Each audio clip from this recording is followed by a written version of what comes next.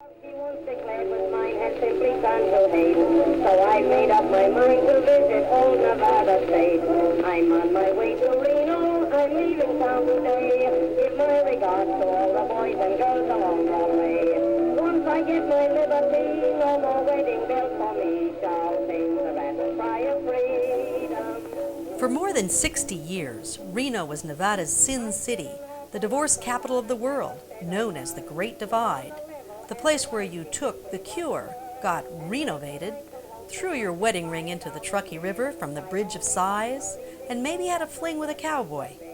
In 1934, Fortune magazine described Reno like this. Reno lies in Nevada's western corner, 10 miles from California. Population, 18,500. Elevation, 4,500 feet. Reputation, bad. When you told your friends you were going to Reno, they knew you meant you were getting divorced. I'm Gwen Clancy for the Nevada Department of Cultural Affairs, and these are the words of Mela Harmon, architectural historian with the State Office of Historic Preservation. Today on Exploring Nevada, she'll take us on a special tour of the places around Reno that played a direct role in the drama of the divorce era. We're standing in front of the Washoe County Courthouse that is displaying its holiday banners. This building was built in 1910, just in time for Reno to have earned the title of the nation's divorce headquarters. The first high-profile divorce case that put Reno on the divorce map was the Corey divorce in 1906. Mrs. Corey came here when the divorce residency period was 6 months. The key to the quick divorce in Reno is the residency period. In 1927, the residency period was lowered to 3 months, and in 1931, it blew all of the competition out of the water by being lowered to 6 weeks. Before one could file for the divorce decree, they had to put in 6 weeks in the state of Nevada. And in order to do that, you had to find a place to live and a resident witness who would swear in court that you have been here for 6 weeks. One of the most popular places to stay for those who could afford it was the Riverside Hotel that was very conveniently located right next to the courthouse. This version of the Riverside Hotel was built in 1927 by Reno's most powerful man, George Wingfield. The Riverside Hotel had an international reputation as a residence for divorce seekers, and this is where the social register people from New York could be found.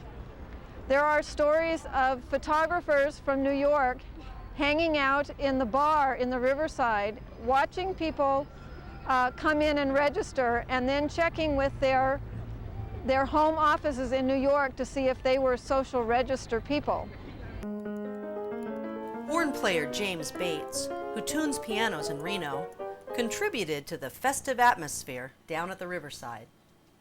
I came here in 1940 with Carmen Caballero's orchestra from New York City at the old Riverside for 3 weeks.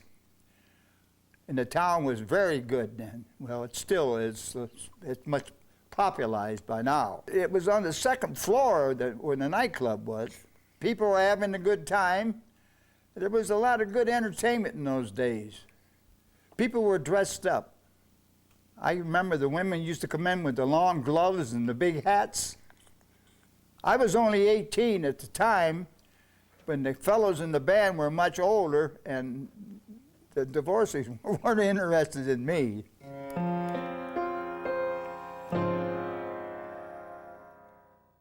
For those with money, the Riverside Hotel was a convenient place to while away the time. But it could hold only so many. And meanwhile, just 3 blocks north across the river, the train depot was welcoming a steady stream of visitors seeking the Reno cure. Okay, here we are inside the 1925 Southern Pacific Depot in Reno, Nevada. This is where the majority of the 32,000 people came during the decade of the 1930s to get a quick divorce. This depot was built in 1925 by the Southern Pacific Railroad. The Southern Pacific tracks were on the north side of the building, and on the south side of the building were the tracks for the Virginia and Truckee Railroad, which was a railroad that serviced areas of northern Nevada. In this building, there are still some intact features that would have been found in the 1930s, including this magnificent ceiling and the light fixtures and the benches.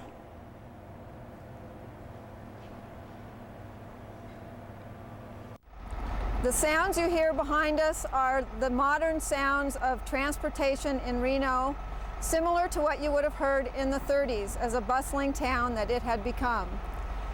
The railroad tracks behind us would have brought the trains from California from the west and from New York and other parts of the eastern United States into Reno from the east. The majority of the divorce seekers came from the east, and the vast majority coming from New York State. Now, where did 32,000 people stay in Reno, Nevada, when the key to the quick divorce was the residency period and the proof that you resided here for 6 weeks? I did a study to find out where the divorce seekers stayed in Reno when they came for a divorce. I located more than 800 properties that allowed divorce seekers to stay there for 6 weeks. They ranged from auto camps to upscale hotels to lower scale hotels. What you see behind us here is the Grand Hotel, which in the 1930s was called the L'Espagnol. It was a Basque hotel, but it also catered to divorce seekers and was considered a third-class hotel. For 50 cents or $1 a night, you could stay there for 6 weeks, and the manager would be the resident witness at your court case. An obvious choice for a residency would be a hotel or a boarding house. But what do you do when there's an overflow crowd? I discovered that a huge number of private citizens participated in the divorce trade. This is graphically illustrated on this map that shows just a few of the residences that were active in the divorce trade. This is a map of 1930s Reno. The dots represent just a few of the residences that participated in the divorce trade and were listed in the divorce testimonies in satisfaction of the residency requirement. You can see that the entire town is pretty much covered in red dots. Citizens, business owners, lawyers, and just about everybody participated. Sometimes they would move out and rent out their entire house to a divorce seeker, or sometimes they would rent just an individual room. There have been stories of children being moved out to the couch in the living room while their bedroom was rented out for 6 weeks. The Guide to the Silver State, which was a book done by the Works Progress Administration in the 1930s, had a wonderful quote about local citizenry putting up divorce seekers in their homes. And it said that oftentimes people would rent out their private homes and return to find that their lavish tenants had redecorated their residences. For divorce seekers with children, the dude ranches were especially appealing. Coming up next, we'll head to Washoe Valley for an inside look at the property once known as Washoe Pines.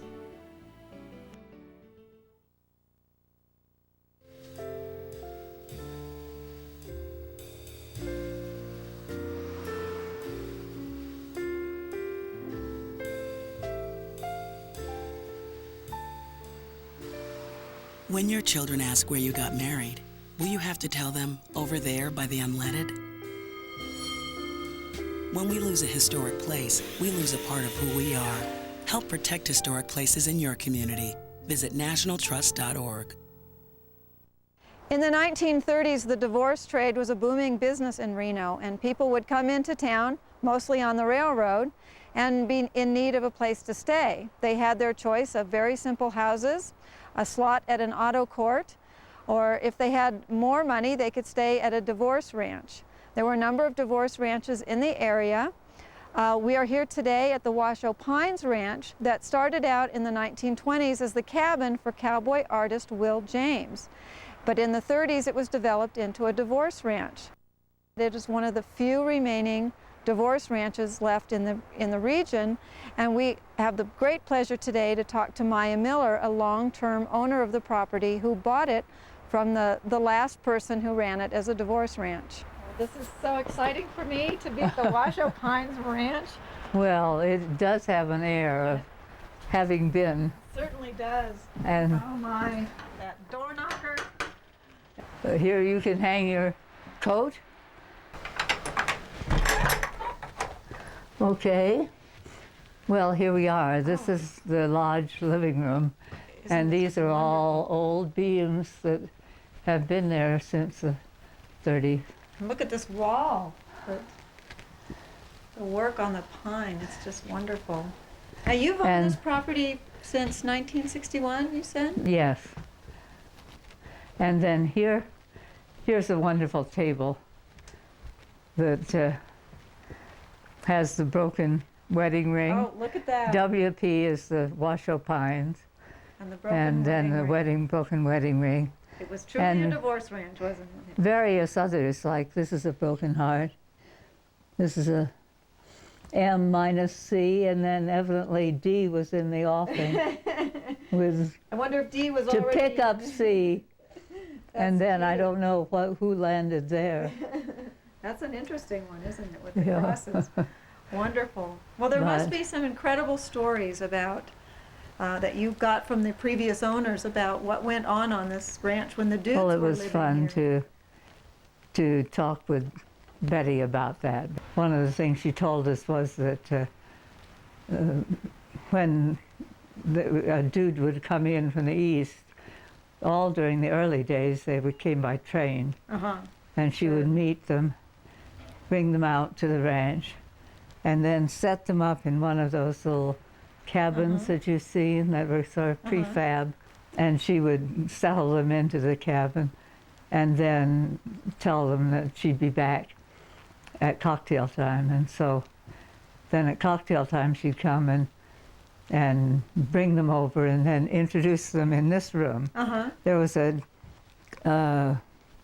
bar set up over here and dudes around. Now dudes meant both men and women, right? Men and women, right. Men dudes and women There dudes. were a few men dudes, not many. Not many. Generally speaking, it was the men who paid for it, yes. But the women who did the staying. Did their time. And Washoe Pines was a place where you came if you had children and you wanted a family atmosphere, whereas down right across the road, down there was the Flying M.E., and that was a famous one.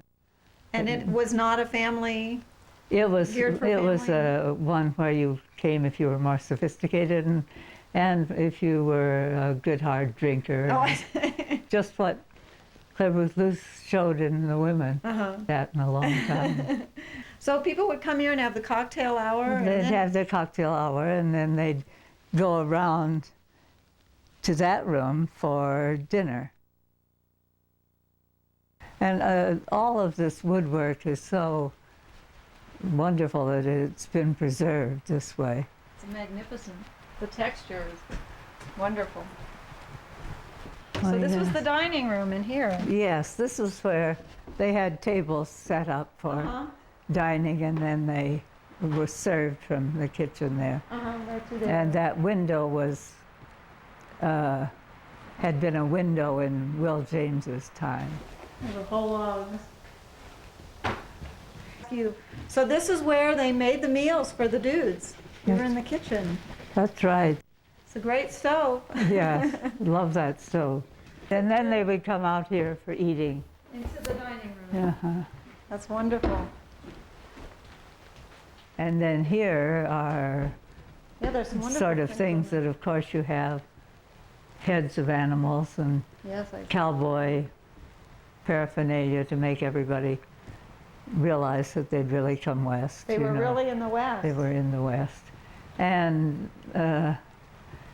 Betty then would take care of them. And one of the things she did was to say, that I thought was really nice thing to say, was that all during the first 24 hours that a dude was here.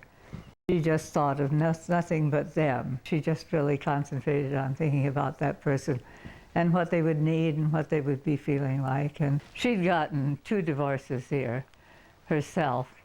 She divorced an Eastern Standard kind of guy, and then her 2 daughters loved the horseback riding, so they stayed on and bought the ranch. In fact, by the time we were here, the year before we were here, she had all 3 of her ex-husbands at the same time for Christmas dinner. Oh, that's wonderful. Here, yes.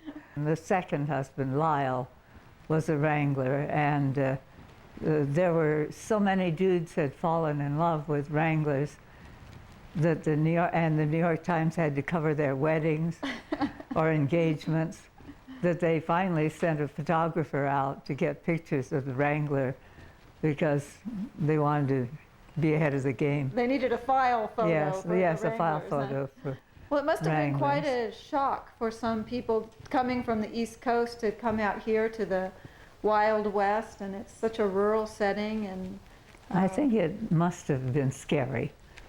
Though by the time Gypsy Rose Lee got her divorce, or was on the verge of getting her divorce, she came and was nothing but an ordinary dude for all of her 6 weeks.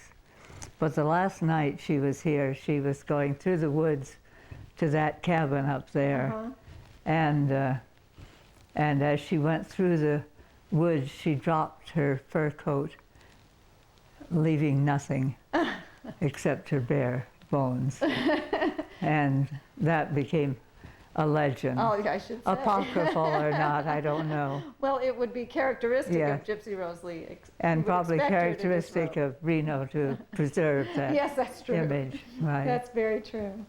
Well, so the cabins then were out here in the back. They were just really flimsy buildings. They were clearly, and most of the people who came were wealthy people. And I think that when they came and settled into these cabins, they must have been putting on the hair shirt. I would imagine. And that all of Betty's help in undergirding them must have been really necessary.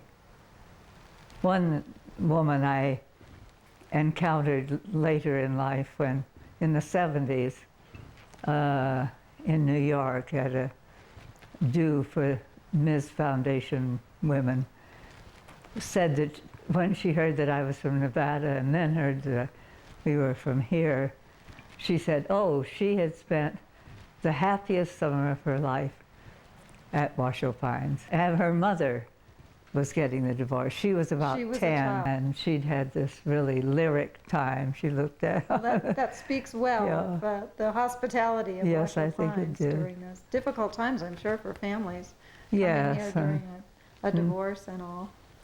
nice to think of it as having some sort of healing message. Yes, yes.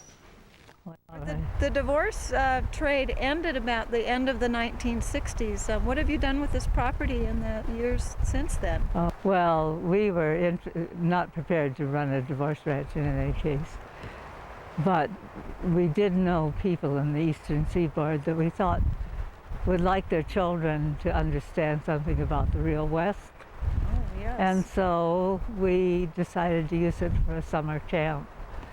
And that's what we did for 17 years. Oh, that's wonderful. A summer camp and specializing in ecology. Must have been a wonderful time. It was fun. Yes, Yes, would that was imagine. fun. 6 weeks was a long time to loaf if you didn't have much money. Coming up next, we'll find out what certain divorce seekers did to earn their keep.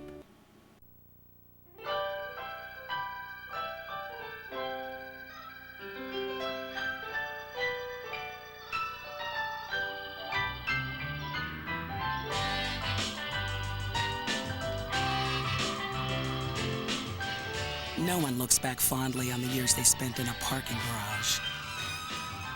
When we lose a historic place, we lose a part of who we are. Help protect historic places in your community. Visit nationaltrust.org. The majority of the divorce seekers who came to Reno were women.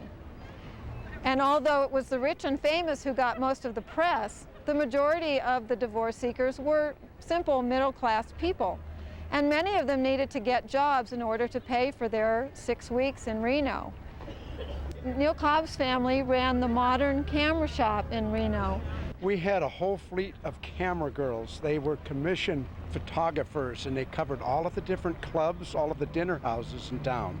And what they would do is go out with speed graphics. They would take the photos and they would come back to the shop, have them processed, and they were back in time to have them encased in a proper folio that represented whatever the establishment the photo was taken at. And you hired the divorce seekers. We hired, and we had a habit of losing them for some reason or another.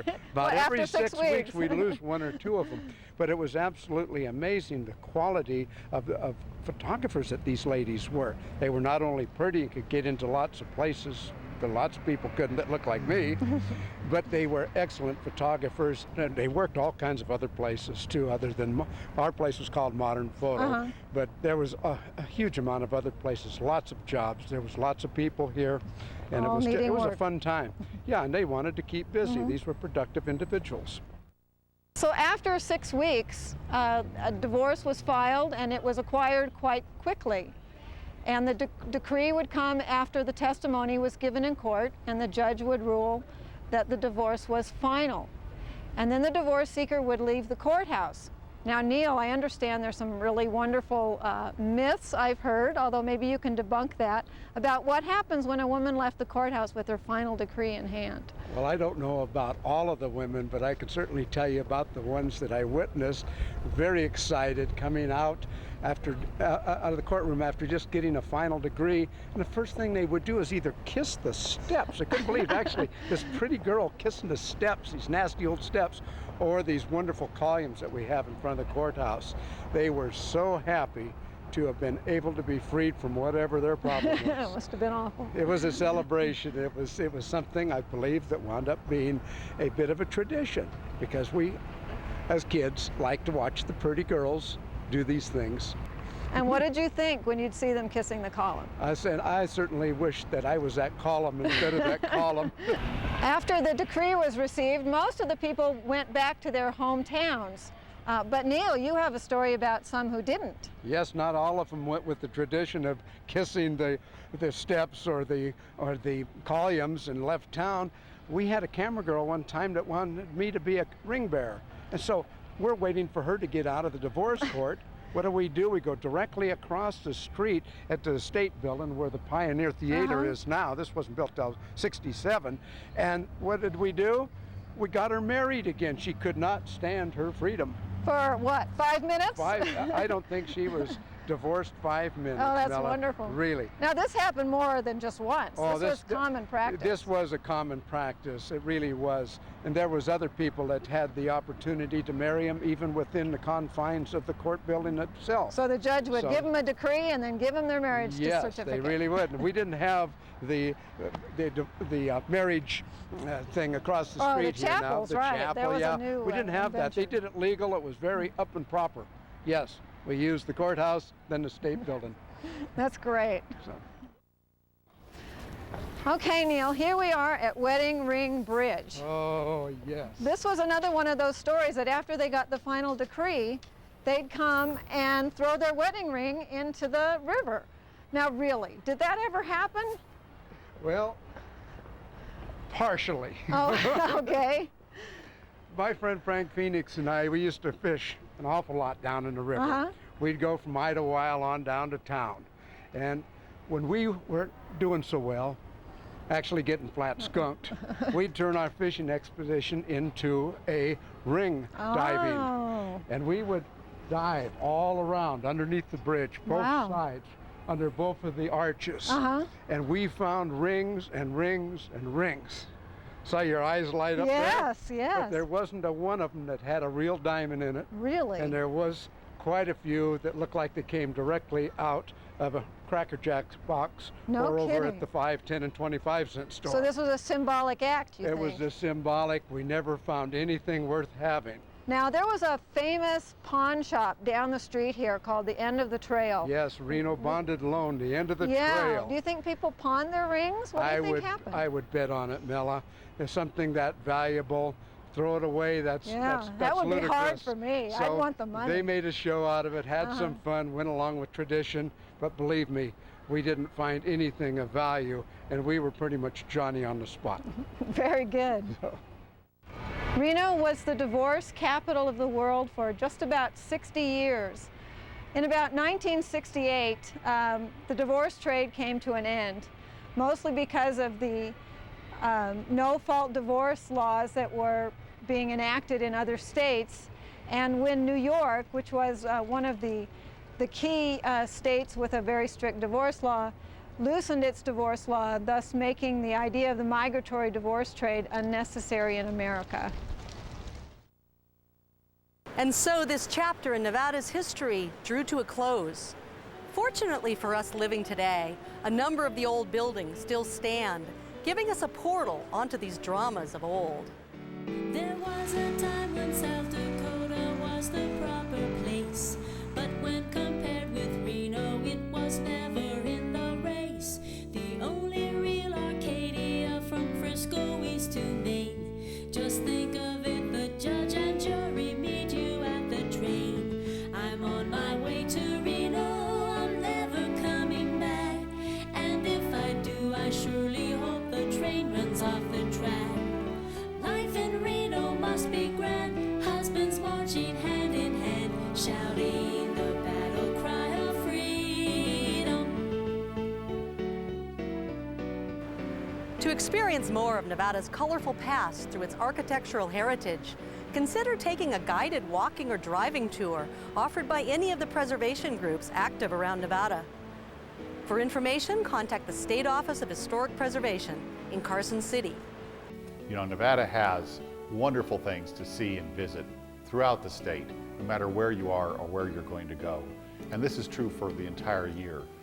Check out our webpage and look for those special occasions and look for the places to visit and enjoy them. But every May, with Archaeological Awareness Week and Historic Preservation Week, there's a concentration of events and special things to do. Go visit our webpage and you can see a calendar of options that will be perfect for you no matter where you are or where you want to go. Please join us in preserving and celebrating our state's colorful heritage. Call 775-684-3448 or visit us at nevadaculture.org. Besides administering grants, the Preservation Office maintains state and national registers of historic places and runs the State Historic Marker Program. The Preservation Office is part of the Nevada Department of Cultural Affairs, along with the State Library and Archives, Nevada Arts Council, and Division of Museums and History. Through these agencies, the state of Nevada offers a wealth of cultural programs for residents and visitors alike. We invite you to check out our website or call 775-687-8323 in Carson City. And see you next time on Exploring Nevada.